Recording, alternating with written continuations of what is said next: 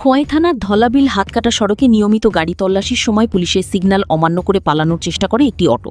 ধাওয়া করলে চালক অটো ফেলে পালিয়ে যায়, তবে অটোর এক সহকারীকে আটক করে পুলিশ। পরে ওসি কৃষ্ণধন সরকারের উপস্থিতিতে তল্লাশি চালিয়ে অটোর পেছনের আসনের নিচে তৈরি বিশেষ গোপন চেম্বার থেকে প্রায় 40 কেজি শুকনো গাঁজা উদ্ধার করা হয়, যার আনুমানিক বাজার মূল্য 6 লক্ষ টাকারও বেশি। মাদক ও অটো বাজেয়াপ্ত করা হয়েছে। ধৃতের বিরুদ্ধে এনডিপিএস আইনে মামলা রুজু হয়েছে। পলাতক চালকের খোঁজে তল্লাশি চালাচ্ছে পুলিশ। ত্রিপুরা থেকে গোপাল সিংহের রিপোর্ট। নর্মাল মোবাইল চেকিং যখন চলছিল, এই মোবাইল চেকিংয়ের সময়ই খবরটা আসে আর কি আমাদের এসআই বিশ্বকুমার দেববর্মার কাছে। যখন ততক্ষণে আমাদের সঙ্গে অন্য অফিসারও চেকিং করছিল, এমন টাইমে খবর আসলে যে একটা যখন চেক করছে, চেক করার মাধ্যমে তখন একটা অটো গাড়ি, যে গাড়িটার পিছনে আছে নাম্বার, ওই গাড়িটার পিছনে যখন চেকিং করতেছিল তখন হঠাৎ করে দেখা গেছে গাড়িটার মধ্যে গাড়ির ড্রাইভার যদিও যখন গাড়িটা যে ডিটেন করছিল তখন একজনকে ধরতে পেরেছে।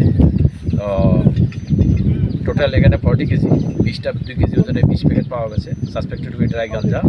অ্যাকর্ডিংলি এগুলি সিজ করা হয়েছে, একজনকে ডিটেন করা হয়েছে।